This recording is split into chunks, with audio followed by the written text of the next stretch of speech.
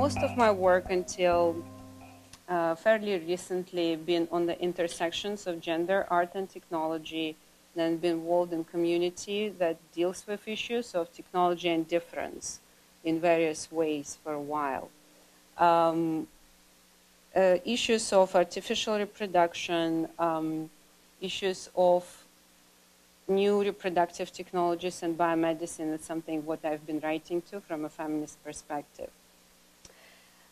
Since recent time, I've been working with an artist, Kathy High, and that work led me to explore a new questions in ethics and aesthetics of bioart, and that's something which I would like to talk about more today because I also think that it fits well with our panel. However, if the audience, if you have some questions which would relate more to my work in feminist aesthetics related to new media and art and science collaborations, I'd be very glad to take questions later on and point you to the work I've done before this project. I would like to start with two examples, kind of giving you food for thought tonight. In April 2008, the Federal Ethics Committee on Non-Human Biotechnology of the Government of Switzerland released a remarkable publication called, and here I would like to, for you to pay with more attention to this, The Dignity of Living Beings with Regards to Plants, Moral Considerations of Plants for Their Own Sake.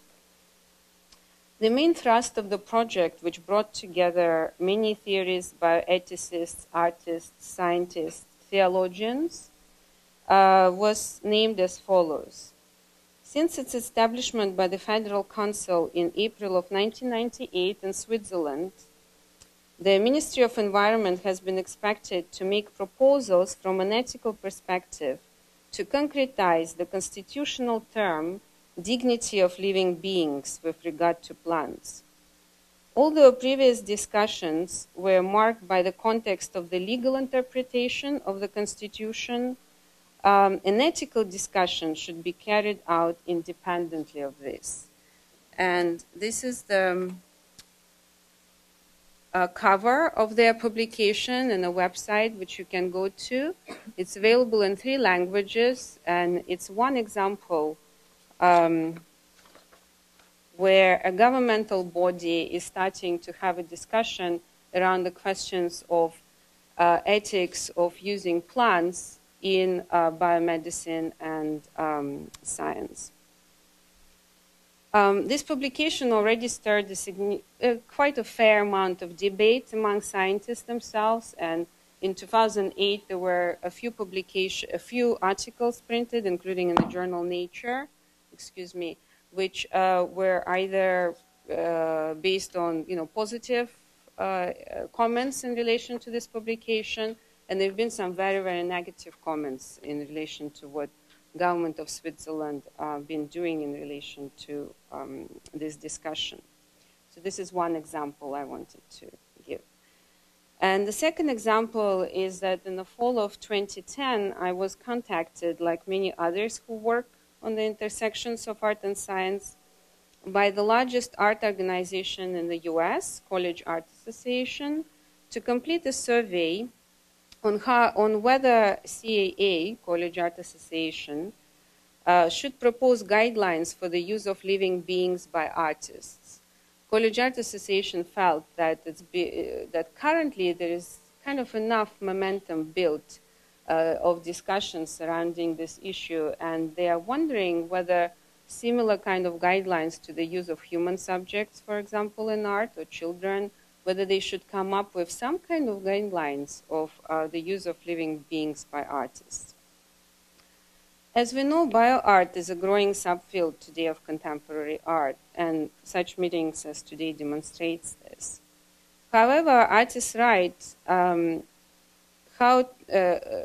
artists feel that they have a right how to discuss these issues among themselves and in their specific contexts on how to use other living beings, whether to use them, how to exhibit animals, plants, and so on and so forth.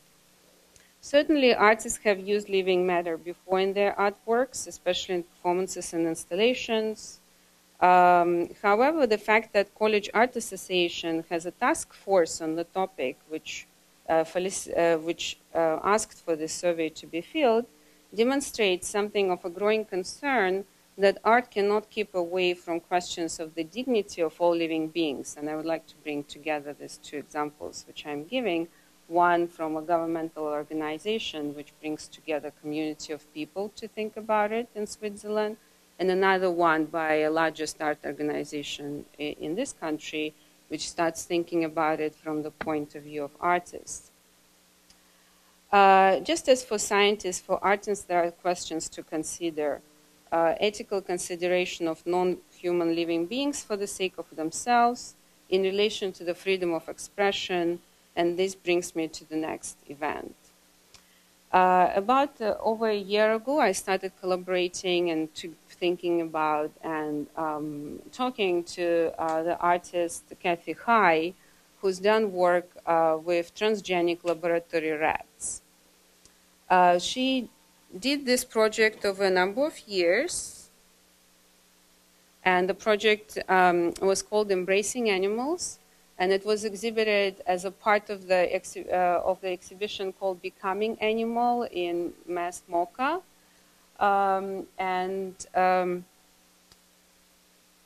When PETA, right, it's one of organizations for the rights of animals, when PETA toured the exhibition to clear it of ethical concerns, all works in that exhibition were cleared except this work.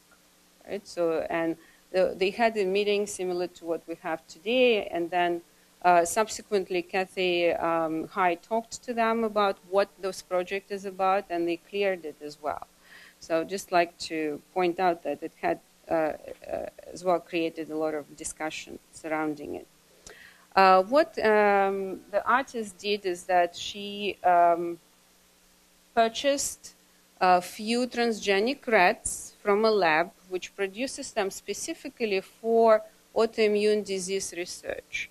These rats are given human gene that causes or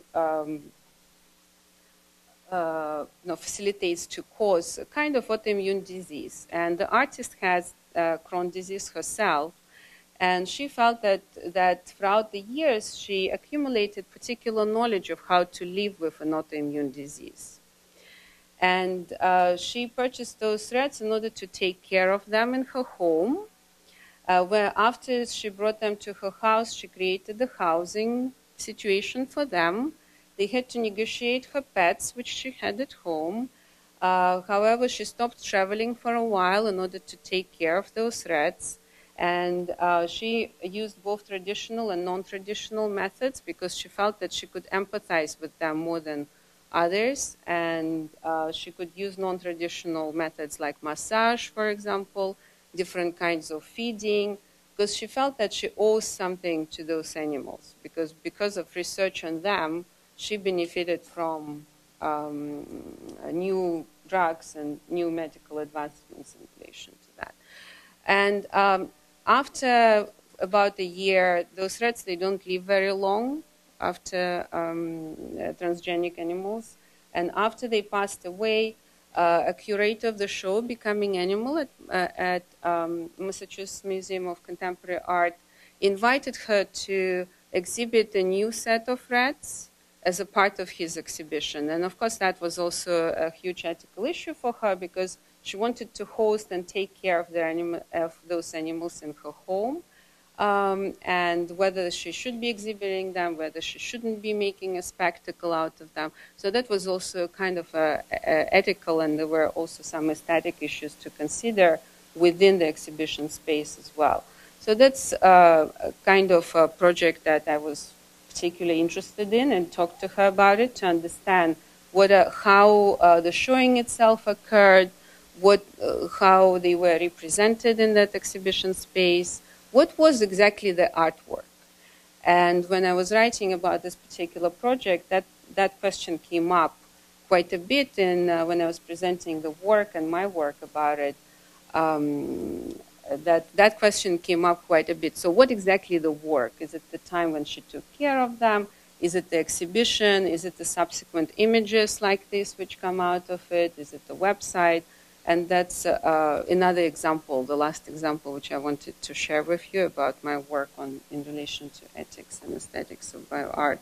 I wrote an article about her work called Hosting the Animal, which, as I mentioned in a presentation about myself, it's a part of my series of writings I'm doing on aesthetics of hospitality. And I wrote one of it, was devoted specifically to the art of Kathy High.